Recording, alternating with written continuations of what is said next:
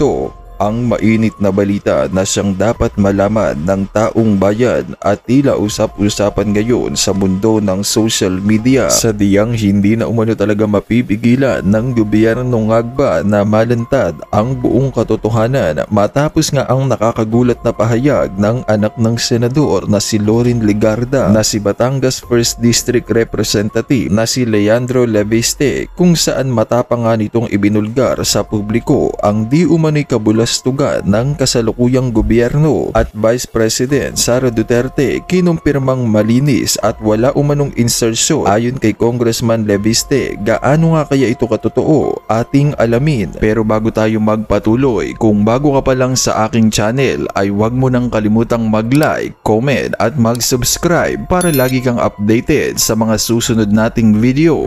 Ayon nga sa kumpirmadong balita, source online, 1.2 trillion insertion itinago ng DPWH. Ayon kay Kong Leandro Leviste, mariing umalma si Batangas 1st District Representative Leandro Leviste matapos matukoy na umabot sa 1.2 trillion ang kabuoang halaga ng umano'y insertion sa DPWH budget para sa taong 2025 at 2026 na hanggang ngayon ay hindi pa rin isinasa publiko ng ahensya. Ayon kay Leviste, kung talagang isinusulong ng DPWH ang transparency, dapat nitong ilabas ang kumpletong database ng proponent sa National Expenditure Program. Doon umano makikita kung sino ang nagpasok ng proyekto na nagkakahalaga ng 722 billion pesos para sa 2025 at 496.97 billion pesos naman para sa taong 2026. Giit ng kongresista, hindi lamang mga mambabatas ang may kinalaman sa insertion, kundi pati umano mga cabinet secretary, undersecretary at ilang mga opisyal, kaya't posibleng ito ang dahilan ng patuloy na pagharang sa paglabas ng listahan. Dagdag pa niya, lumalabas sa internal files ng DPWH na maraming proyektong politically pushed o ipinasok umano ng contractors at hindi ng planning engineers, bagay na halos kapareho ng BICAM insertions pero nakatago. Sa kaniyang naging pahayag, binigyang diin ni Leviste na hindi magiging matagumpay ang investigasyon ng ICI at Ombudsman kung patuloy na withheld ang mga dokumento. I appreciate the hard work of the teams at the ICI and Ombudsman but worry the investigations will be unable to uncover much of the wrongdoing in the budget unless the DPWH gives unfettered access to its files. Sa ngayon, hinihintay pa rin ni Leviste ang paglalabas ng DPWH ng listahan ng non-allocable o leadership fund project sa taong 2026 na bahagi rin ng kabuuang umano'y 1.2 trillion insertion. At para sa bupang detalye ng balita, narito't panoorin natin ang full video.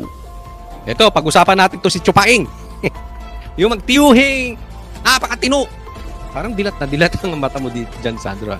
O yung pinakamatinong magtiyuhin sa buong balat ng mundo. Balat ng Pilipinas na lang, ha? Sila yung pinakamatino. O, pag-usapan natin, anong katarantaduhan na naman ginagawa na itong mga to? Kings, sina Ilocos Norte 1st District Sandro Marcos at dating House Speaker Martin Romualdez sa isang ulat ng Philippine Center for Investigative Journalism. Ayon sa Malacanang, bukas naman ang First Family sa anumang lifestyle check. Nagbabalik si Maricel Halili. Wala mong pinababawas sa lifestyle check. Open po, even before. Kahit si Pangulong Bongbong Marcos at ang kanyang buong pamilya handa raw sa lifestyle check. Yan ang sinabi ng Malacanang sa gitna ng inilabas na report kamakailan ng Philippine Center for Investigative Journalism Yan. o PCIJ. Tinawag dito na pork barrel king sina Ilocos Norte 1st District Sandro Marcos at dating House Speaker Martin Romualdez. Yan, ito, dito muna tayo, okay? Yung magtiyuhin, pork barrel kings, bawal po yan. Illegal po yan sa batas, ha? Dineklara na pong bawal yan. Okay? Pareha silang meron. Di umano. Pero ito issue po dito. Simulan na natin agad-agad. Tingnan nyo kay Kiko Barsaga. Social media post lang, nanggagalaiti itong mga congressman. Tingnan natin kung itong mga congressman na ito ay supot. Kasi dito pa lang, pork barrel, illegal po yan. Tatandaan po natin, yung kay Kiko Barsaga, sabihin na nila may kakornihan, parang may pagka-immature, may parang bata, may sintu-sintu. Pero karapatan po yun. Freedom of speech po yun. Nasa Bill of Rights yung ginawa ni Kiko Barsaga. So yun ay pagtatalunan pa sa korte. Pwede nga isang Barsaga sa korte yun eh. Yung pagkakasuspindi sa kanya, di ba? Pwede yun. Dahil illegal po yun. So hindi po ako magdi-decide o hindi yung congressman ang dapat mag-decide. Pag sinampahan niya ni Kiko Barsaga na illegal yung pagkakasuspindi sa kanya, korte po ang magdi-decide yan. So sa madaling salita, nasa lugar yung ginawa nasa konstitusyon. Yung mga ginagawa ni Kiko Barsaga. Hindi lang nagustuhan nitong House of Sandro. Itong House of Representatives. Dito mo makikita. Pero itong ginawa ng magpinsan, illegal. Illegal po per se ang pork barrel. So dapat doon pa lang. Hoy, dapat yan iniimbestigahan na ng ICI. Dapat yan biniimbestigahan na ng Blue Ribbon. Dapat yan sinususpindi na ng House of Sandro. Ayaw ko nang tawagin House of Representatives yan eh. Hindi ko na maintindihan kung House of Tamba yan, House of Tambaluslos o House of Sandro na yan. Diyan pa lang oh. Ngayon, hinahamon namin kayong mga congressman. Napaka-sensitive nyo. Napakabalat sibuyas ninyo. Post lang ng gagalaiti kayo para kayong mga bakla, para kayong mga supot. Tapos dito hindi kayo makahagalaw. Anong tawag doon? Ipokrito. O ano bang ibig sabihin ng ipokrito? Yung alam mo ang dapat mong gawin, pero hindi mo ginagawa. Hypocrite. Di ba? So ano mas gusto nyo? Baliw? Isip bata? Na social media post? O magnanakaw? Ayun nga. Base sa PCIJ report, pinakamalaking bahagi ng tinatayang 1.2 trillion pesos allocable funds ng DPWH ang napunta raw kay Sandro Marcos. Sa loob ng 3 taon, umabot sa 15.8 billion pesos ang napunta sa distrito ng Presidential Son. Halos doble yan ang allocable funds na nakuha ng Rizal 1st District. Tingnan yung mabuti oh. Ang population lang ng Ilocos Norte, 320,000. Alam nyo, galing po ako dyan eh. Kakaunti lang naman ang tao dyan, maliit lang naman yung lugar na yan. Dyan po kami inabot ng pandemic. Ang populasyon 320,000 lang. Ang allocated na pondo galing sa DPWH, pambira, 15.8 billion. Ang dami mong pera, Sandro.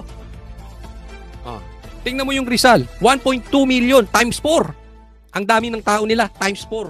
4 na ulit. Kumpara sa Ilocos Norte, ang dami ng tao. Pero yung inalat na pondo ay kalahati lang nung pondo o lagpas kalahati nung pondong inalat sa Ilocos Norte. Diyan pa lang kitang-kita na natin ang gaguhan eh, di ba? Ngayon, madali namang patunayan 'to eh. Paimbestigahan mo sa ICI, live. Paimbestigahan mo sa Blue Ribbon, live. Sa laki niyang 15.8 billion dyan sa Ilocos Norte na ibinigay ng DPWH, marami ka na makikita dapat proyekto. Kunwari ako yan. Ito yung nanggawa kong proyekto dyan. Ito yan. Dito ko nilagay yan. Dito yan. Ang sa laki niyang 15.8, ang daming ebidensya ko dapat mapakita. Pag walang napakita yan si Sandro, anong tawag dyan? Di magna. Simple. Hindi ako may sabi niyan. Sila ha? Ayan Kung ibabase sa populasyon, halos times 4 na mas malaki ang distrito ng Rizal. Natanong ang palasyo kung ano ang masasabi ng Pangulo tungkol dyan. Nabasa na po ng Pangulo ang nabanggit na report or pag-uulat ng PCIJ. Alam naman po ng Pangulo na alam ni Congressman Sandro Marcos ang kanyang ginagawa at alam niya po kung paano ito sasagutin. Talaga. Ay, tanga! Ay, hindi ba kayo naano dito sa... Alam mo ako gustong-gusto kong nakikinig ng mga vloggers na abogado kasi ang dami kong natututunan. Napapansin niyo yun? Ang dami nyo natututunan. Ito talagang abogado na to, wala ka matututunan. Pagdating sa Marcos, wala siyang information. Anong sagot niya? Ano masasabi ng Pangulo patungkol dito sa nangyari dito kay Sandro na siya may pork barrel di umano? Alam naman niya yung ginagawa niya.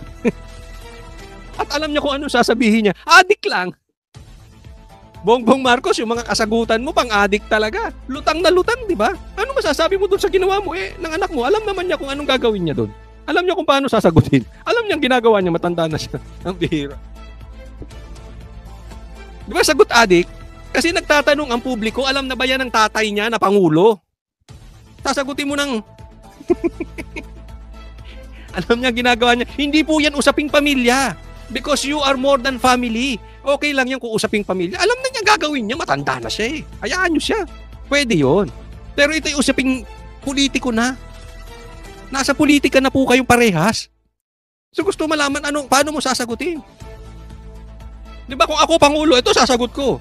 Kunwari anak ko yung congressman, may ganyan. Eh di tingnan nyo yung kanilang syudad, tingnan nyo kung gaano kaayos. Kayo mismo tingnan ninyo anong nangyari doon sa 15.8 billion. Siya sa atin yung Ilocos Norte. Siya sa atin yung kanyang distrito. O, di ba? Simple. Yung tao ngayon na nagtatanong, ay may kumpiyansa. Ay, kumpiyansa yung tatay. May pinatunguhan ng pera. Parang ganoon, di ba? Kasi pwede niyang itanggi, pwede niyang agrihan. Anong nangyari doon sa pera? Bakit nagkaganoon? Di ba? May explanation. Ito si Claire, parang rin eh. Sagot addict din eh. Wala pang sagot tungkol sa PCIJ report si Congressman Sandro. Bukod dyan, Alam niyo kung ano isasagot ni Sandro? Ha? Yung PCIJ, DDS yan. Ang hari ng PCIJ si Duterte, ha? Si PRRD. Ang vice president niyan si Pulong. Itong anak ng Marcos na to. Anak ka ng Marcos. Gaya-gaya to sa taas. Gayang-gaya to kay Claire. Ha? Pag naiipit na, yung nabubuking na yung kanilang pagnanakaw, sisi sa Duterte. Ito pa. Yung isa pa nilang kamag-anak na magnanakaw na may babuyan. May negosyong babuyan. Bukod dyan, hindi rin pinalagpas ng PCIJ ang umano'y allocable funds na napunta kay dating House Speaker at Leyte 1st District Representative Martin Romualdez. Sa datos pumangalawa siya kay Sandro Marcos sa pinakamalaking pork-style allocation mula 2023 hanggang 2025. Umabot ito sa 14.4 billion pesos para sa kanyang distrito. Gaya ng distrito ng Presidential Son, mas maliit na distrito ang hawak ni Romualdez pero mas mababa ang nakuhang pondo sa ilan pang mas mataong lugar. Tikom pa ang bibig ni Romualdez dito. Noong Agosto, ipinag-utos ni Pangulong Tingnan nyo ha. Ang nakuha nitong mama na ito, 14 million. So yung merong allocation patungkol na itong binabanggit, ito ibinalita ng frontline. Dito sa DPWH, ito patungkol sa pork barrel, ang number 1 si Sandro. Ang number 2 si Tambi. Ang galing na ha? Ang galing! Mismo kayong magtsuhin, animal, anak ng Marcos. Anak kayo ng Marcos.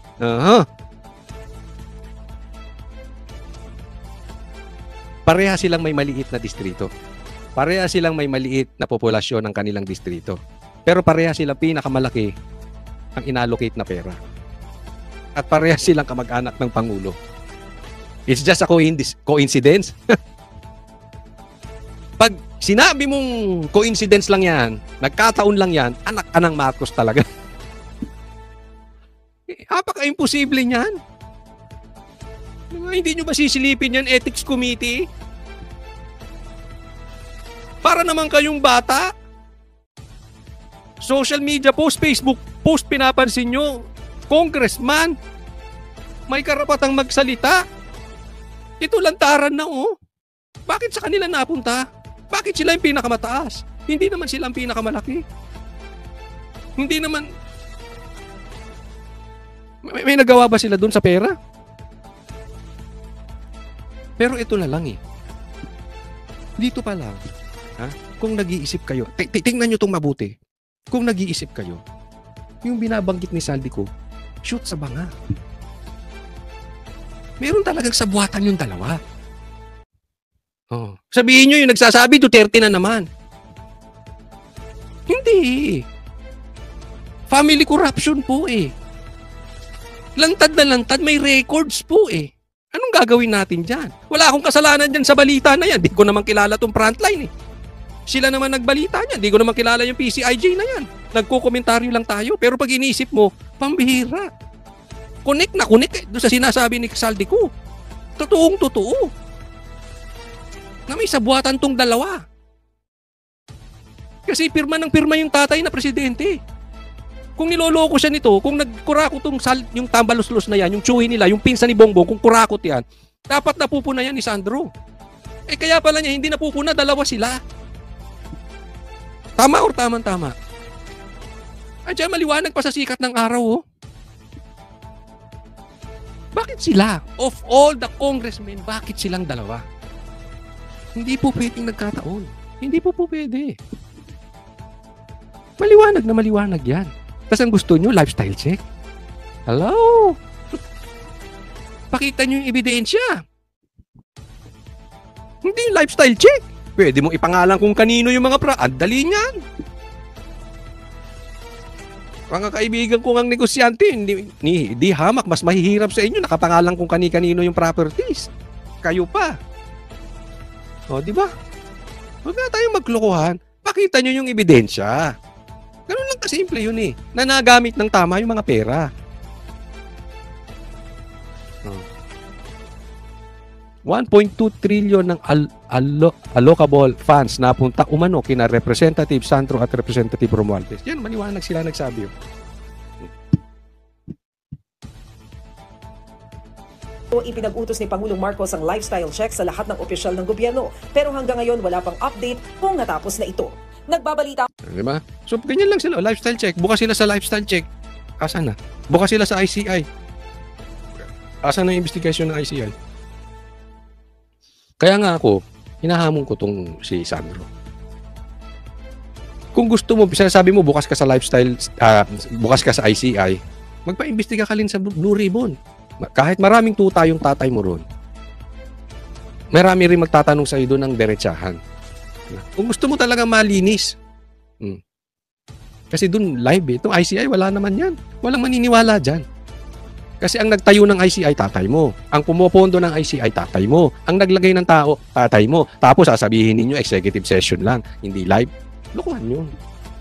Pero bukod dyan, Sandro, bukod sa bukas ka sa lifestyle check, dapat bukas ka rin sa drug test.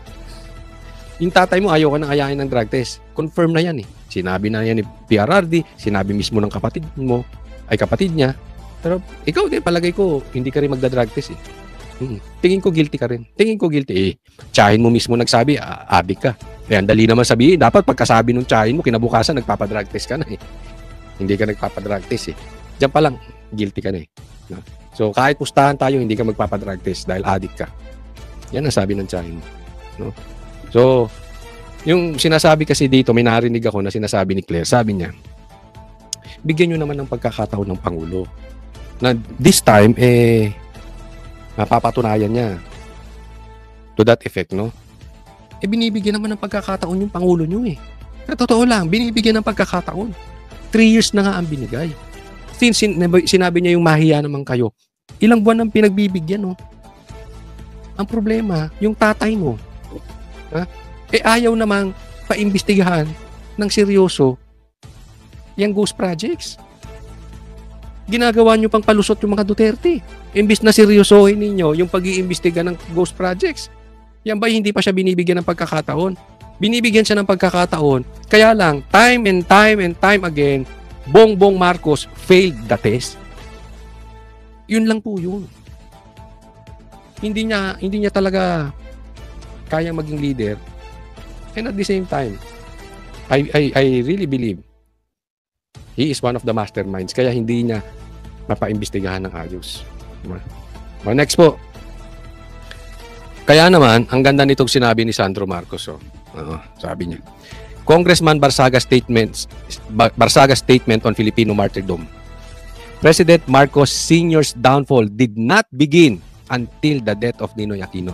While President Marcos Jr.'s administration is very unstable, he will not be removed until something more drastic happens. And my death may be the catalyst for that revolution.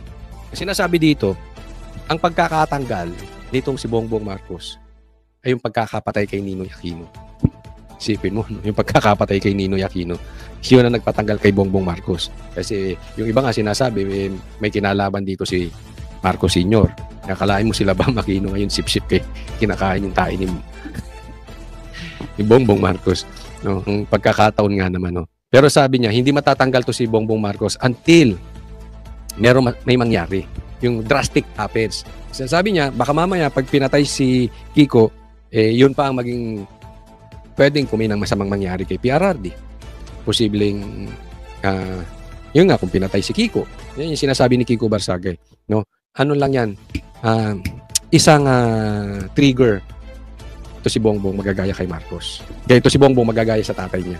Pero alam nyo, pagpapanuurin talaga natin, doon sa mga kaedad ko, or more or less kaedad ko, or mas matanda sa akin, nakikita nyo that history repeating itself.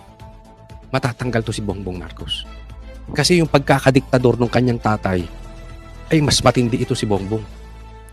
Yung pagnanakaw di umano ng kanyang tatay, ay mas matindi to. Sinisigaw ito ng dilaw, ha? Sila nagsabi, ito'y tatay niya ay diktador at magnanakaw. Sinisigaw ito ng dilawan. Kaya nga hindi ko maintindihan ang tayo nitong dilawan ngayon. Kinakain ng tain nitong si Bongbong. Pero mas malupit to si Bongbong. Sabi nga, yung nagawa ng tatay niya, nakarumal-dumal at panggagahasa sa mga Pilipino, it took his father 20 years. Siya, ginawa niya lang ng 3 taon. Mas malala pa yung nakawan. Mas malala pa yung pagiging diktador. Anak ng Marcos talaga, no?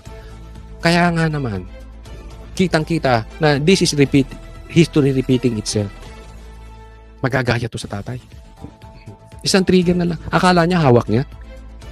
Akala niya hawak niya yung sundalo nun. Yeah. Hawak niya sila Bear, etc. etc. Pero hindi niya alam. Si Enrile tsaka si Ramos bumitaw. Di ba? Hindi natin masabi. Ba? One thing for sure. Kung ano yung ginagawa ng tatay niya, ginagawa niya pa rin at mas malala. So yung kinahinat na ng tatay niya, posible, 99% will happen also to Bongbong Marcos. Ayaw, tigas ng ulo. Dapat yan, nakita mo na yung masamang nangyari sa tatay niya. Binago niya na eh. Niredeem niya na yung pangalan ng Marcos. Hindi. Inulit niya. Mas masala pa. At alam naman niya kung anong pinatunguhan ng tatay niya. Pero siguro, dahil lumaki siya ng ganun, ang pumasok sa kanyang utak, kasi alam naman natin, ito kadalasan na, ano ang ugali ng anak? Hindi dahil sa tinuro ng tatay. Usually sa tatay nakukuha yan. Kung ano ang nakita sa tatay. Maraming ganun. Maybe not all, especially yung mga nagkaroon ng divine intervention, nagbagong buhay, pero kadalasan nagagaya sa tatay. Bakit? Ang bata kasi hindi natuturuan. Gumagaya. Kaya ito rin, hindi rin natuto na program yung utak niya. Hindi niya nakita na natanggal yung kanyang tatay. Ang nakita niya kung paano nagpayaman yung kanyang tatay. Paano siya naging diktador. Kaya nga ang sabi nito si Bongbong Marcos. Yung interview namin, hindi ko maalala kung si Doc Lorena nagsabi, pero tama-tama o si Professor Malu. I cannot remember. Yung basta sa interview namin, ang sabi, wala talaga sa interest ni Bongbong Marcos ang mawala sa power sa 2028. He will imitate his father. Hanggang kaya niyang hawakan niya ang pwesto. Yan po ang nakakatakot at malagim na mangyayari sa Pilipinas kung nangyari.